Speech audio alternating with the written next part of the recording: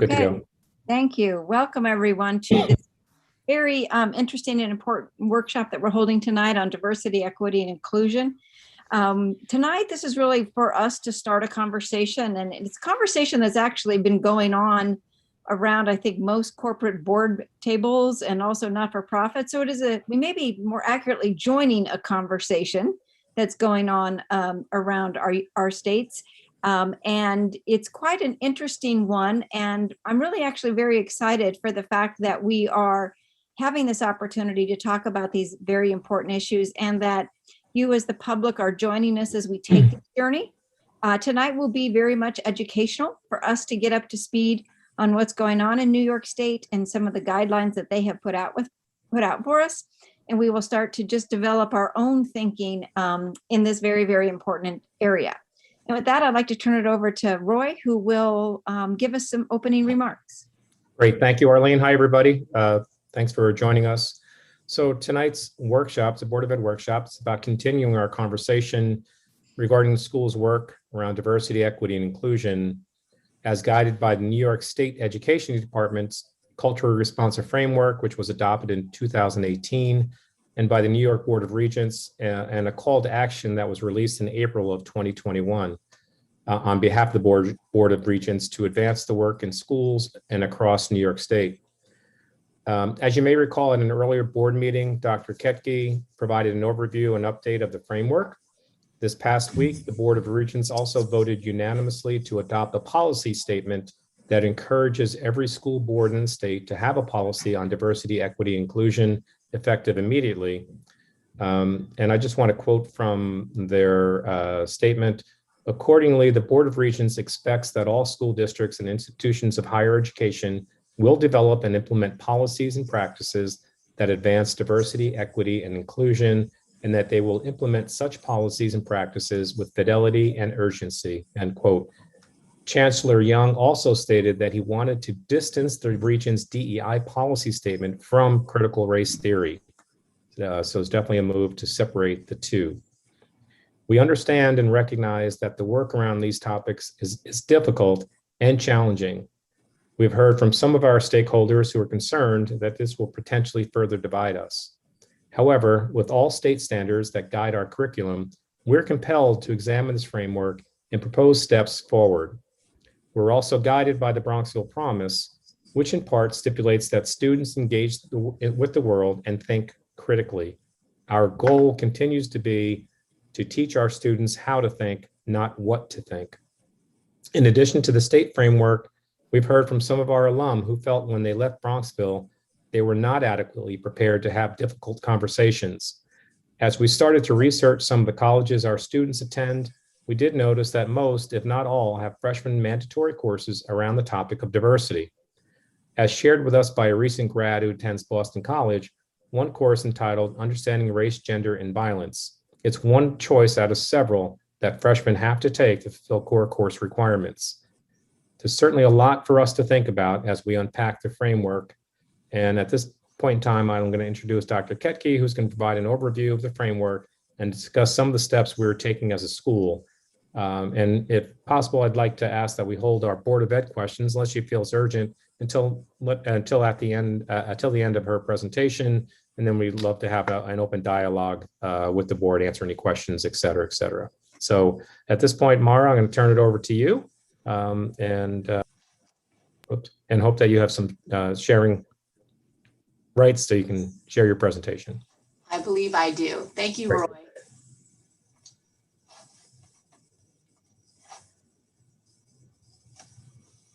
Good evening. Thank you, everyone. It's really my pleasure tonight to speak with the board about the New York State Education Department's culturally responsive and sustaining education framework. We have spent some time as an admin team between our last meeting and now really unpacking this framework. And we are looking forward to working with the board to collectively decide how to move the work forward.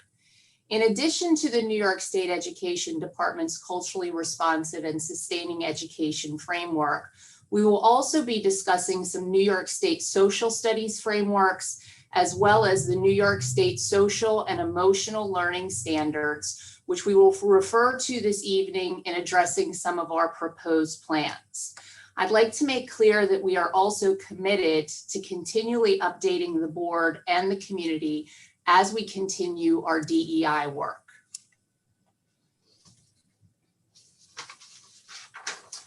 So beginning with diversity, diversity means variety. We strive to offer windows and mirrors in our curriculum in which students can see themselves and have the opportunity through arts, history, statistics, and literature to develop an understanding of others. We also recognize that honoring diversity means honoring varying points of view. We recognize that honoring diversity of thought is respectful of others and has the opportunity to strengthen our community. Additionally, we recognize that doing so may ask students to occasionally tolerate viewpoints that are different from their own and may require a certain level of discomfort. Therefore, in considering that diversity also means honoring various points of view, we strive to create opportunities for civil discourse, which is clearly stated in the New York State Education Department's culturally responsive and sustaining educational framework. To quote from that framework, our curriculum should feature and highlight resources written and developed by traditionally marginalized voices that offer diverse perspectives on race, culture, language, gender, sexual identity, ability, religion, nationality, migrant refugee status, socioeconomic status, housing status, and other identities traditionally silenced or omitted from curriculum. I want to state tonight that we are committed to doing this in an age-appropriate way for our students. Diversity in literature across the grades means we want to work to ensure that the literature our students read allows for windows and mirrors to further understand themselves and others. And we would like to continually audit our reading materials to allow for multiple voices and perspectives to be shared through both fiction and nonfiction, ensuring student stories that center around historically marginalized groups do not reinforce stereotypical understandings. In the elementary school, this is done in a celebratory tone with a focus on sharing about one's identity and culture and seeing those identities and cultures reflected in books. Beautiful picture books like this one entitled The Big Red Lollipop, which features a Pakistani girl invited to a birthday party and her mother is encouraging her to take her little sister along with her, allows our students to see both windows and mirrors in the stories that they read. In middle and high school, students begin to explore literature that has more complex themes and allows students to understand the lived experiences of others. Exploring literature that is representative of various cultures and identities also directly relates to the New York State Social and Emotional Learning Standards, including demonstrating ways to show empathy, identifying differences among and contributions of various societal and cultural groups, and analyzing the origins of and negative effects of stereotyping and prejudice. In addition, nonfiction texts explored across the grades should explore multiple points of view on particular issues. For example, teachers should curate a set of materials that explore various perspectives on controversial topics such as social media bans. Presenting multiple points of view is imperative for critical thinking, one of the pillars of our Bronxville promise. By presenting multiple points of view on controversial topics, as Roy said, we seek to teach students how to think, not what to think. Moving on to social studies, as defined by the New York State Education Department, an enduring issue is a challenge or problem that society has faced or debated across time. An enduring issue is one that many societies have attempted to address with varying degrees of success. In middle and high school, students are evaluated on their ability to look at primary documents that cover a historical period, identify the enduring issue, and explain how it has developed over time. They are often asked to bring in outside and significant information into their explanation of how the issue endures. This often equates to current events. Students are compelled to argue the success or limitations of which the enduring issue has been addressed. Creating curriculum that explores enduring issues of history, particularly in high school, including human rights violations and response to injustice, gives students an opportunity to connect the past to the present and make an informed argument as to whether the issue endures. Additionally, analyzing the efforts of organizations to bring about change, including knowledge of key individuals involved and success and limitations of the efforts, such as in the American Disabilities Act, or the feminist movement, or the American Indian movement, all of which are specifically mentioned in New York State Social Studies standards for grade 11, is important to include as part of our DEI work.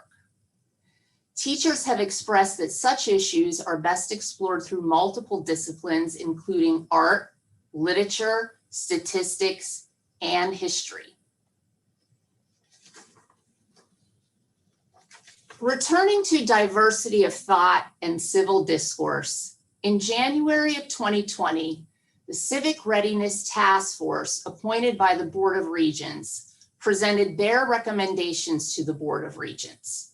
Among the recommendations include engaging in service learning, engaging in civil discourse around controversial issues, valuing equity, inclusivity, diversity, and fairness, and committing to balancing the common good with individual liberties. As you know, we have already added an elective course on service learning.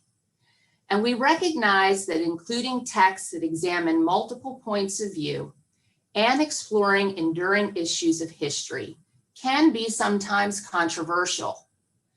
Therefore, we think it's valuable for the faculty to engage in reading about and creating norms for civil discourse, which will guide this work going forward. Norms will likely include not vilifying any one particular group as part of civil discourse.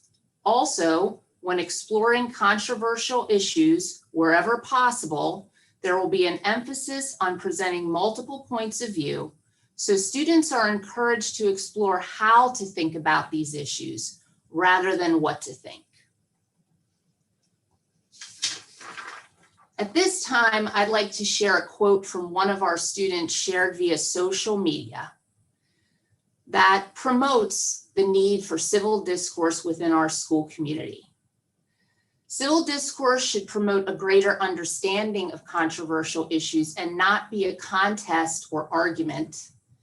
And occasionally that may mean tolerating points of view that are intolerable to the individual in order to pursue greater understanding and innovation, another pillar of our Bronxville promise. Taking the words from a student, I think an overlooked problem in Bronxville has been the lack of respectful political discourse. It is the job of our teachers and, quite frankly, us as students to hold each other's opinions as valid, whether or not we agree with them. What often leads conversations to be so politicized and often borderline dangerous in school, social media, and other outlets is our mutual inability to accept the opposition's legitimacy. Every political question seems to turn into a debate or at least an ad hominem attack on anyone who disagrees with your political views. I think many people in Bronxville can testify to this. Being a somewhat moderate conservative, I often feel pressure to hide my beliefs or else commit to near extremism for fear of being ostracized by classmates and even teachers. So I think that voice brings legitimacy to the importance of civil discourse and diversity of thought in the way that we approach this work. Moving on to equity. In a school system, the term equity requires the school to examine policies and practices for fairness. Faculty will continue to explore issues of equity by looking at trends in achievement data across subgroups that may be linked to race, gender, or socioeconomic status, including achievement gaps, and consider how to address them. Other examples include exploring discipline or homework policies for fairness, or looking at teacher practice, including what students do or don't get called on in class and why. It is important to make a distinction between equity of opportunity and equality of outcomes. It is not possible to guarantee equality of outcome, but as a school, we must look at equity of opportunity.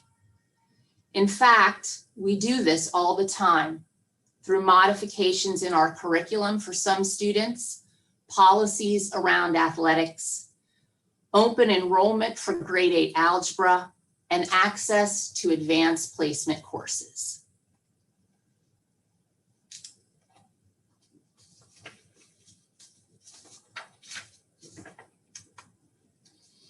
Moving on to inclusion, the New York State Education Department Culturally Responsive Sustaining Educational Framework states that schools should be a welcoming environment that feels safe.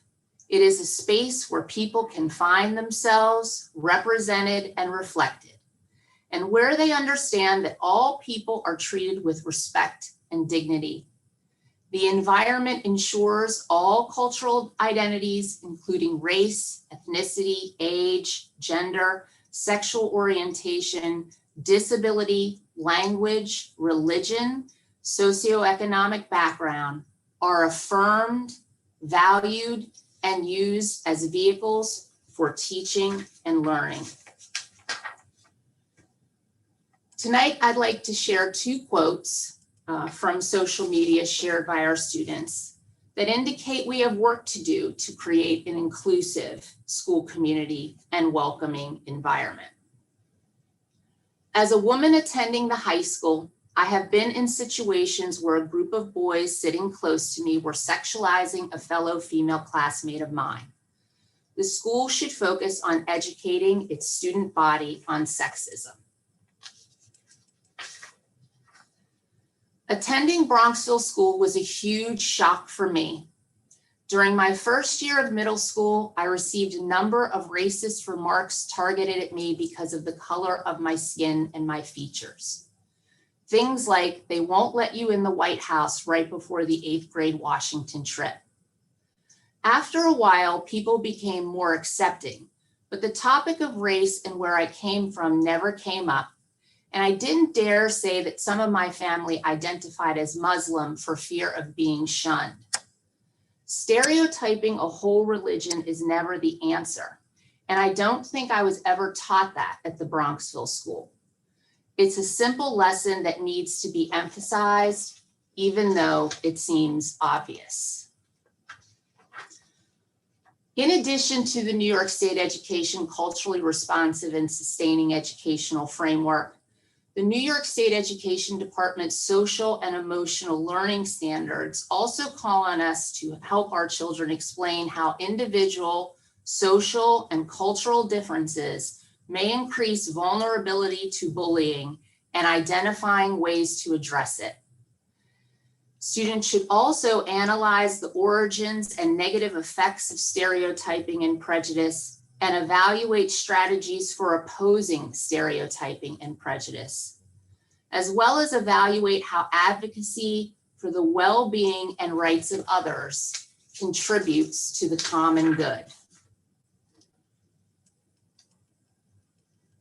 In addition to those social and emotional learning standards, the culturally responsive and sustaining education framework explores implicit bias. For faculty and school leaders, we should reflect on our own implicit bias, how that bias might impact our expectations for student achievements or the decisions we make in school, and the steps we can take to address our biases and their impact on students. Additionally, for students, they are to continuously learn about implicit bias with attention to identifying and challenging their biases and addressing those within the school community, as well as challenge themselves to learn about other people, cultures, languages, orientations, abilities, and socioeconomic backgrounds. Therefore, we would like to move forward with a school-wide text for teachers that examines implicit bias, which could impact their curricular decisions and expectations, and include lessons in late elementary school, our middle school advisory program, and our freshman transition program that include teaching what an implicit bias is and steps for reflection. We feel that coupled with the windows and mirrors in our literature and the focus on identity in early elementary school, discussing these topics in middle and high school will create a more inclusive school community and help to prepare our students for participation in college and the broader community. It is important to note that all of us hold biases, some good, others not so good. Doing so does not make one a bad person. Exploring those only serves to prepare our students well to be engaged citizens and to participate with good intentions and an understanding of the impact of our actions. Uncovering implicit biases may also lead to discussions around stereotyping and microaggressions, particularly for faculty and older students. In addition, the New York State Culturally Responsive and Sustaining Education Framework calls upon us to provide space for teachers and staff to process and determine how to engage with students and families after social and political events that impact the wider community. We have had students come to us, particularly students of color, that are concerned about, for example, the rise in anti-Asian violence. We would like the opportunity when necessary to create spaces for the school community, particularly high school and middle school students, to engage in dialogue about these issues. Lastly, the New York State Education Culturally Responsive and Sustaining Framework suggests that schools can create courses district-wide about the diversity of cultures representative of the state of New York, including Native Americans, African Americans, Latinx studies, Asian American studies, and gender studies, in a way that is comprehensive and empowering. While we do not have any specific ideas at this time, we anticipate that we may want to explore elective-based courses in our high school that could include women's studies and Asian American and Pacific Islander studies, and possibly others as budgets and staffing allows. In conclusion, in order to further our DEI work and respond to the New York State Education Department's culturally responsive and sustaining educational framework, we would like to audit our reading materials to allow for windows and mirrors and multiple perspectives on controversial matters. Explore with faculty what civil discourse is and create norms around it. Continue to draft high school curriculum around enduring issues that include equal rights and analyzing efforts to bring about change globally, nationally, and locally. and work to create a more inclusive school community by providing space for issues that affect the wider community, exploring implicit bias with faculty, and educating students in upper elementary through high school and on stereotyping and implicit bias.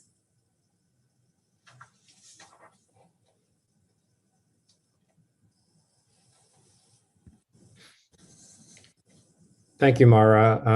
Arlene, that's kind of what we wanted to outline tonight for Board of Education members and public who are watching. And at this time, it seems appropriate to open up discussion with board members. Yeah, great. Thank you to the both of you for that. So Mara, when you pull back go up 100,000 feet, right? What we right now are required to do as a school district is to develop and implement policies and practices, right, that advance diversity, equity, and inclusion. That is our, can I use the word mandate? It's an interesting word, mandate, because so far the Board of Regents has stopped short of mandating, okay, and they're using the term expectation and strongly encouraging. Okay. So I don't know, what that means exactly, but my suspicion is there is an expectation that districts will do something around the issue, create policies around the issues, and move forward from there. But mandate might be a little bit too strong at this point. Okay, strongly encouraged might be a better choice of words right now. Okay, so what policies do you see coming out, or what policies do you see that could be on the board's agenda in the near term? Well, I mean, from my perspective, I think we'd have to do first a review of our policies to make sure there's nothing that is causing us to have any, discriminatory practice in nature. So I think it would make sense for us to do some of an audit of some of the areas to see, how do these policies impact our students and faculty, and is there any bias in there that we have to examine through a lens, through this lens, and then I'm sure that we'll learn not only from the New York State School Boards Association, who we, as you know, have a contract with to review policy and new policies coming out, but some of our neighbor districts and other colleagues around the county are beginning to develop policies around these issues as well that we can certainly look at and see what might be appropriate for Bronxville. So there's almost this bucket of policies and procedures, and then there's what you talked to Mara is about the changes to the curriculum, and the authority to change the curriculum is coming from the cultural responsive sustaining education framework, correct? It is guiding it along with our standards. Okay. It's guiding it, but as you know, ultimately, any recommendations for curricular changes go through the board, and we have our strategies and curriculum committee in place to do, kind of a review of that, and then ultimately the board is responsible for approving that curriculum. Perfect. Okay, thank you for that clarification. Others on board members? So how do you determine what age group is appropriate to teach some of these subjects? And that seems like a very hard decision to make. I mean, how's that going to come about? So I'll let Mara take a shot at that, but I think our principals would make sense for them to weigh in as well, because they're more feet on the ground to their levels. And I think, if they can just chime in with some examples of how this is playing out in, for example, the elementary school and what it looks like there through the CARES program. Perhaps Tom can talk about a little bit from the middle school perspective through the advisory potentially program, and Ann can talk about some of those courses we're beginning to look at for the high school as electives primarily, certainly. But to Mara's point earlier, we want the opportunity to review our, what books we're using in classrooms and things like that to make sure we offer a diverse group of authors that we're exposing our students to different perspectives. That's all. But Mara, I don't know if you want to add anything. I think that's fine. I think it's best to go to the principals to talk about age appropriateness. I'm sure they can explain it very well. Tricia, you want to start? Sure. So at the elementary level, mostly this is addressed through the ideas around identity and empathy. And we do a lot of work around identity webs for the kids, identity web and what makes them them. And so they have an understanding of themselves and of the people in their class. And really we want them to come away with the fact that being individuals and having differences is what makes us stronger. And we also talk about, having empathy for people with experiences that are different from yours. We do a lot of that through literature as well. So primarily our focus in our care program and some of our diversity read alouds is really around those ideas of identity and empathy. At the middle school level, I think it's important to remember that our students aren't vessels to be filled. They are not coming to us tabula rasa.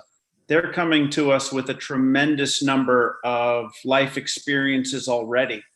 They are constantly testing. They're testing you. They're testing the world. They're testing their understanding of what they're seeing and how people are acting and what direction things go in the news and in their own communities. And far from being in a position where we are there to parent or make those decisions for kids, it's also true that they come in with questions, they come in with concerns, they come to us with a real need to know more and to continue to evaluate and test what the world is for them. And that is really at the center of what our teachers do. It's said very frequently, and we've heard it tonight too, but it is true. We aren't really in the process of teaching kids what to think. It's impossible to teach kids what to think at this age. They are too combative and they're too sure that they know, and that's a good thing. But they are also very interested in flexing those muscles. And we give them many platforms to do that in middle school. The advisory is one of the important ones where a trusted teacher is leading discussions and leading opportunities to consider the world through different lenses and consider the way other people may live, or consider their responsibility, civic responsibility in their own lives and their own communities. And our students are all the better for it. Can I just add to that too, in terms of proposed additions to the advisory program? The lessons we have looked at really focus on the danger of a single story, as well as the dangers of stereotyping individuals.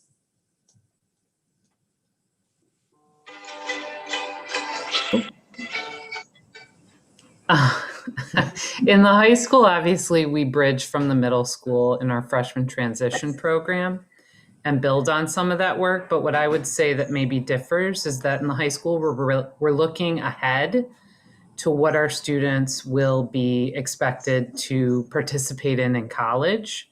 The conversations, the courses, the research, the Socratic seminars, how they'll need to think critically, evaluate information, share their perspective, defend it.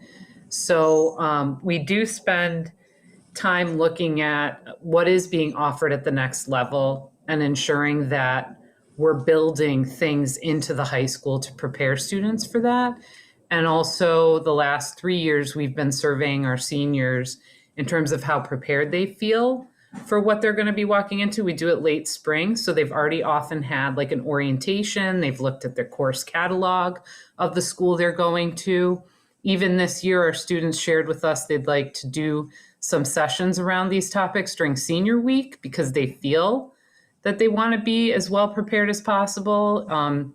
You may be aware that the next year's incoming freshman class will be the most diverse freshman class entering college.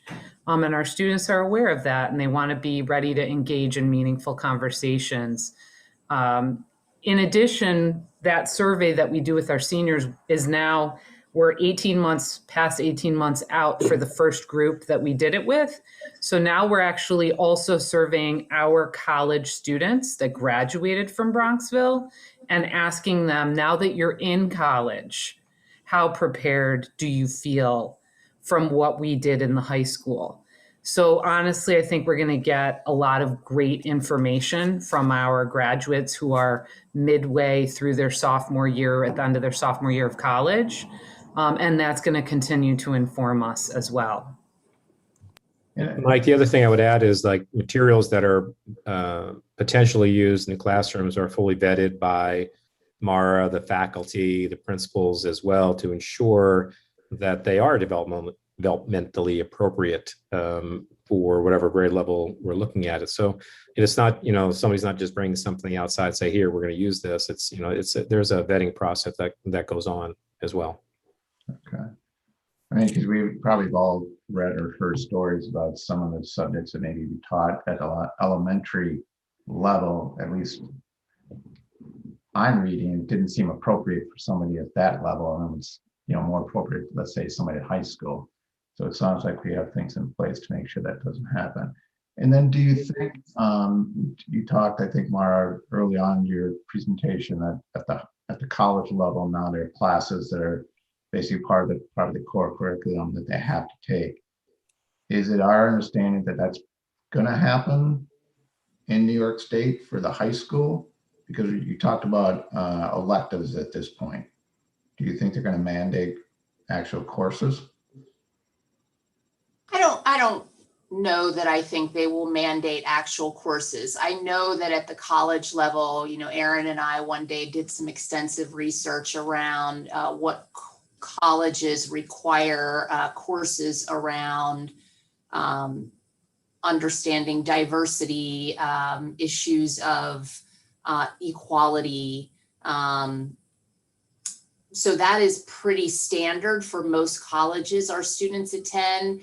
I don't know if I see the regents mandating those kinds of courses, but at this point, the framework is giving schools the option to create those courses in order to best prepare students for future college courses. So what I would say at this point is, we're going to work closely with Anne and Aaron to hear about what our students need to be prepared for.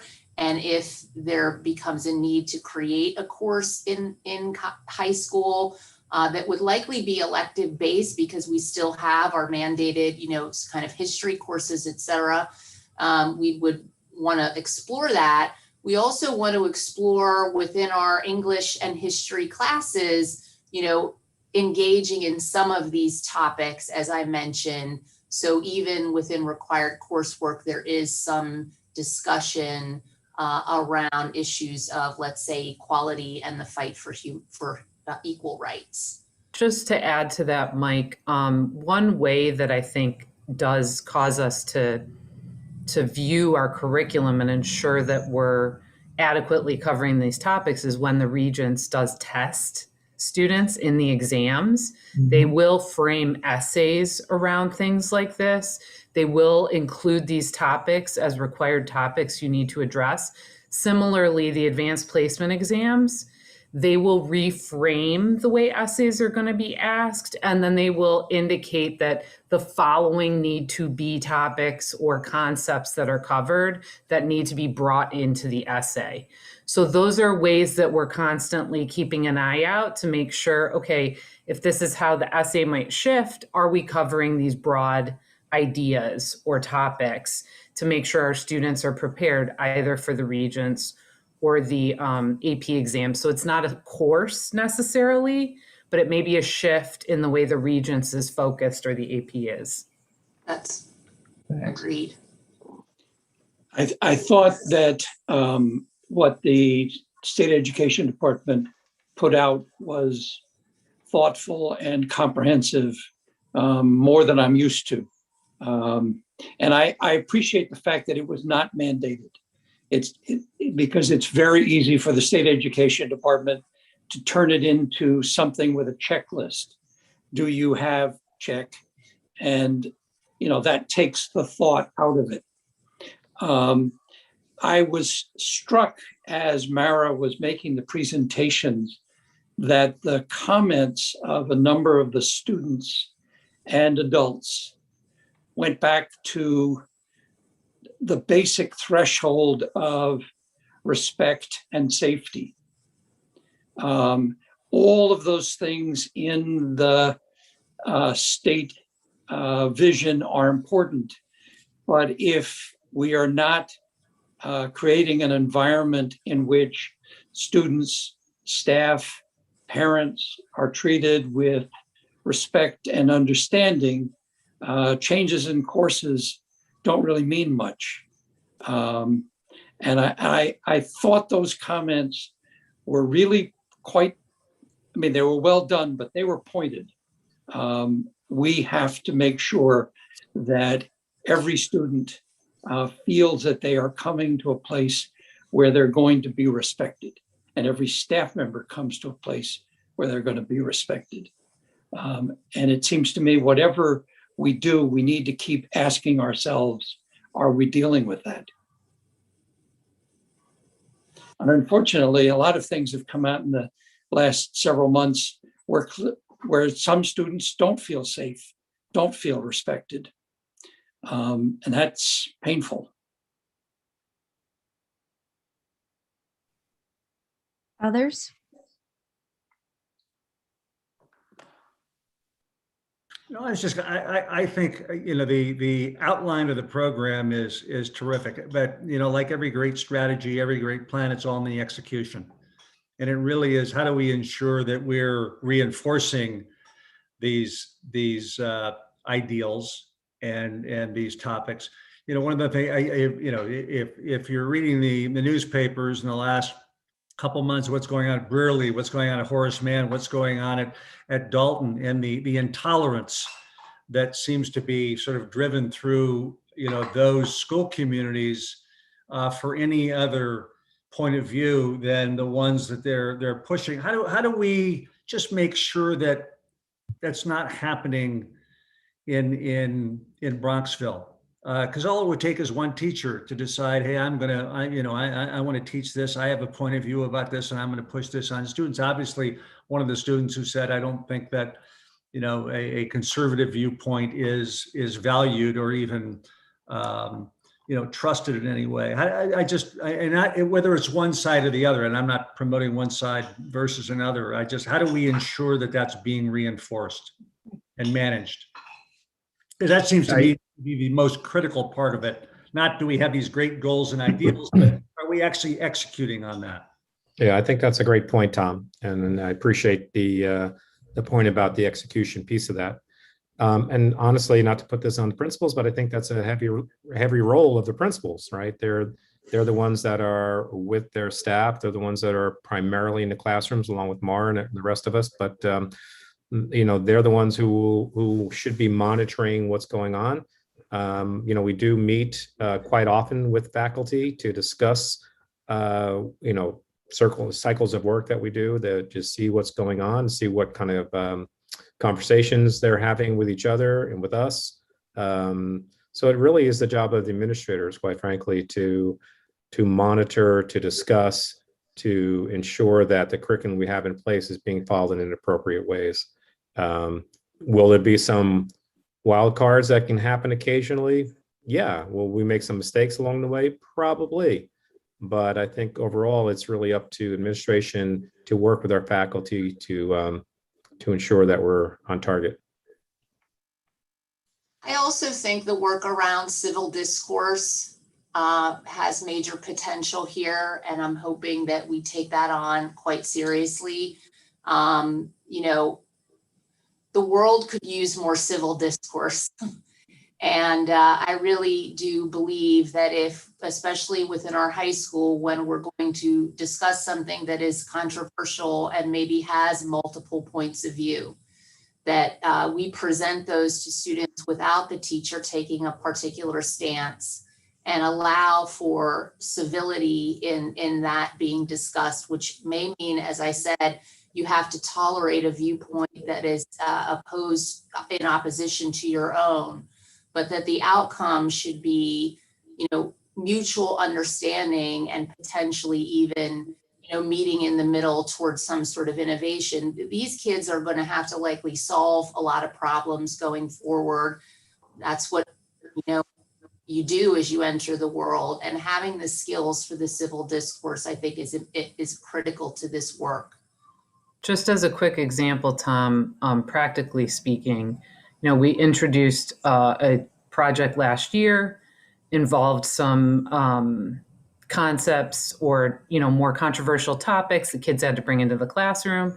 The teacher noticed students seemed to come regardless of what side, with one side of perspective and not necessarily considering the other side. This year, when we did that project, we had the middle school, high school librarian begin with a curated list of resources, presenting both sides and requiring students to read and assess both sides before they came to a position. So that's just a practical way where we're constantly monitoring, is this happening in the classroom? And when it's not, when we notice things are feeling one-sided, one way or another, groups aren't really considering different perspectives, how do we address it?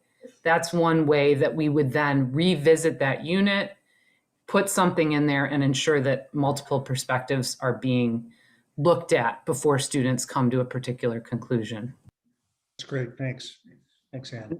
I also think that teachers really appreciate the unity and the bonding within departments, even if in the middle school there aren't really standalone academic courses, but even when teachers are teaching different sections, there is a lot of there's a lot of strength in working together and declaring what your goals are and how the course will be taught.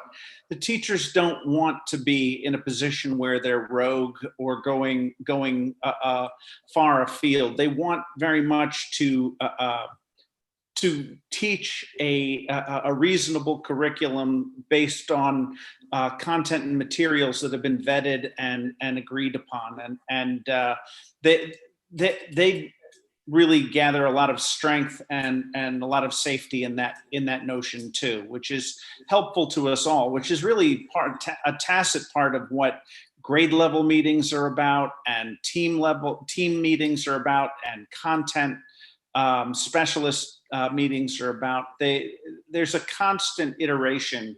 It's an iterative process as teachers discuss how to deliver curriculum. Thanks. Right. One of the things it's hitting me as I listen to this conversation is this is a big system that you're trying to change and influence, and the system including the parents and guardians and whatnot.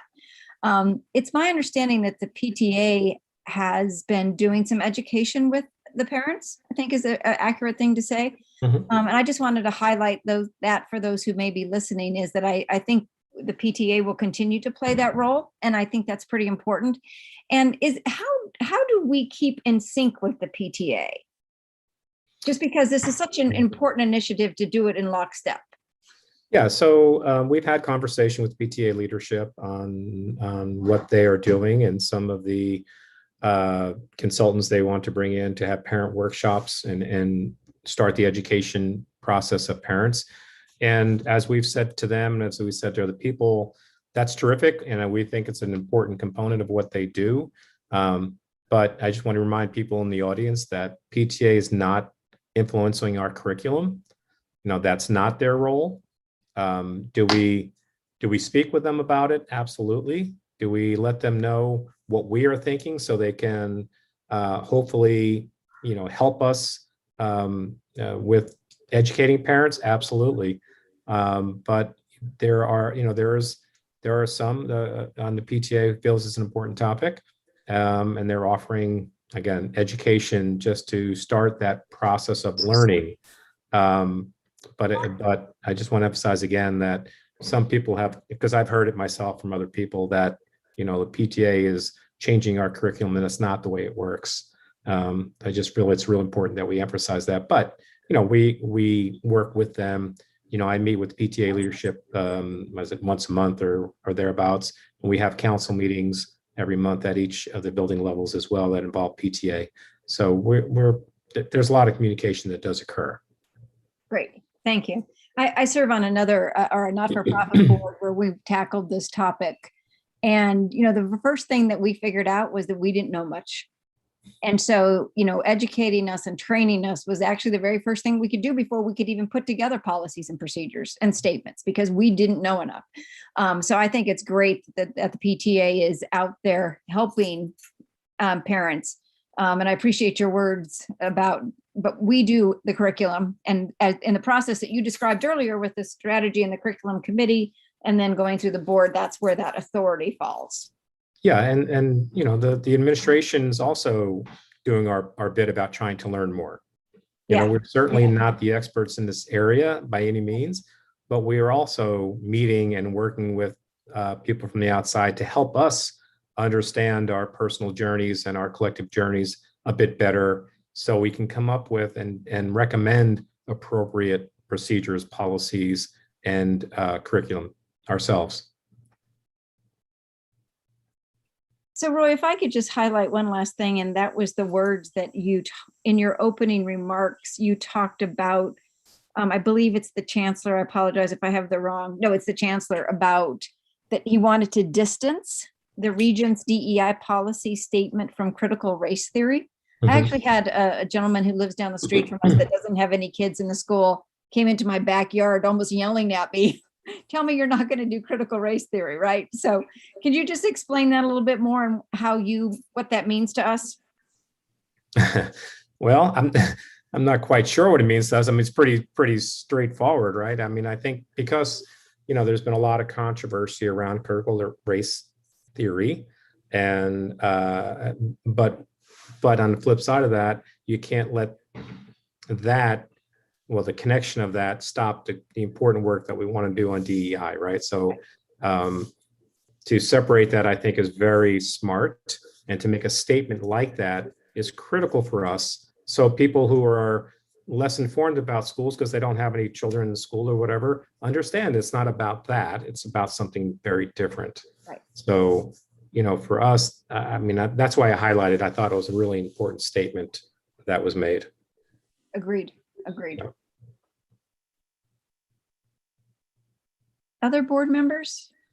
Questions, clarifying comments? Hey, it's John. So, a lot of what I'm hearing is sort of echoes of significant parts of the Bronxville Promise. And I guess the question I would have for you, Mara, and the team is this, weaved into that, or is this a separate effort? I mean, when you think about the critical thinking component of the Bronxville Promise, which is, I think, probably one of the main kind of areas where there's a tremendous amount of overlap, what you're talking about is effectively how do we train people to be critical thinkers and appreciate the other side and understand kind of the 360-degree view. So if you could just talk a little bit about, is the approach a completely separate approach, or is it sort of part and parcel with the components of the Bronxville Promise that are relevant? No, I believe it's part and parcel. As you mentioned, you explained the critical thinking aspect so well, I won't revisit it. But, if you remember, there was a time when we really unpacked critical thinking, citizenship, leadership, and innovation with our faculty, and created some indicators and outcomes as it related to those. And there's also a good bit under engaged citizenship, a respect for diversity, being able to express empathy, understanding another person's point of view, was all really in there. So for us, I feel that the Bronxville Promise has served us so well, in that when we see something like this framework, we hearken back to commitments we made as part of the initial discussions around the Bronxville Promise. And this work, to me, only seeks to enhance and enrich our commitment. to raising students to be critical thinkers, citizens, leaders, and innovators, which means, in some cases, really trying to understand different sides of a story, different lived experiences, and come to some mutual understanding to solve really important problems that we're all grappling with as a society. So for me, it's all embedded in there. I believe the administration feels that way. And, it just validates the kind of work we have always wanted to do. Thanks. Talk for a second about next steps and timeline. When would you think about coming back to the board and the community?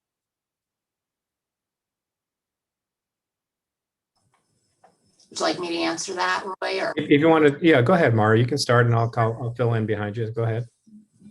So, in terms of really kind of looking at what our students read and ensuring windows and mirrors, that is kind of being done on an ongoing basis. We would be happy to present any changes that may come out of that to the board. But as it relates really to kind of this idea of civil discourse and how we explore, issues from controversial topics from multiple perspectives, I'd really like to see some work done potentially this summer and going into the fall around that, in which case we'd be happy to at some point share how those conversations are going. I, envision doing some reading around it, watching videotape discussions of civil discourse and unpacking the qualities that are in those, and really talking with teachers about how you create civil discourse within your classroom. So that is really a place I would like to begin with potentially this summer and into the fall. I think as well as something relatively early in the fall to give us an update and also keep the board engaged and thinking about all this, rather than waiting for a long time where you could present something on that's massive. Let's keep it active. I think implicit bias for our faculty is something I also see as potentially dealing with, educating our faculty about in the shorter term. And I think your points are well taken, Jack, that, we don't have to wait till the end product, so to speak. We can do some interim steps of things that we already have in mind, related to, as Mara said, different materials in the classroom or expansion of materials in the classroom, and other workshops that we're engaged in. Yeah, I'd like to echo that because as things get changed in the classroom, and if we haven't had a lot of transparency in that change or discussion at the board level, as we talked about earlier, that's going to bubble up. And then we are on, I'm going to do a sports analogy that I'm never good at, by the way. We're going to be playing defense instead of offense. And so I think Jack is right. We should have something pretty early on in the fall. Well done on the sports analogy. I was going to say, but that was pretty broad though, so I did it. It's not a strength of mine, my sports analogies. Others? So Roy, do we have any comments in the queue from the public? I'll take a quick look. Brad, do you see anything? I'm not seeing anything. I see Rachel shaking her head no. In terms of questions or comments. I want to give it a moment because there's a delay, right? Like a 20-second delay from when you said that to what we might see. Yeah. But I'm not seeing anything. Okay, while we wait for that, do you have any thoughts about communicating kind of what we've talked about tonight to the school community? Yeah, I think it may make some sense for us to try to summarize some of what we shared tonight to the community, just to keep everyone informed about the steps we are taking in this area. And we can certainly use our website to our advantage to, share the slides at least, and some of the commentary behind that. So no issue on my end. Well, like I said, we can develop some kind of summary letter to the community, just providing a quick update about where we are. I think that would be great. But there's nothing else in the chat room, just so you know. Okay, great. So any other comments, or is it time to say so long and see you soon? Thank you. All right. Thank you very much. This was very, very Everybody. helpful. Thank you. Good night.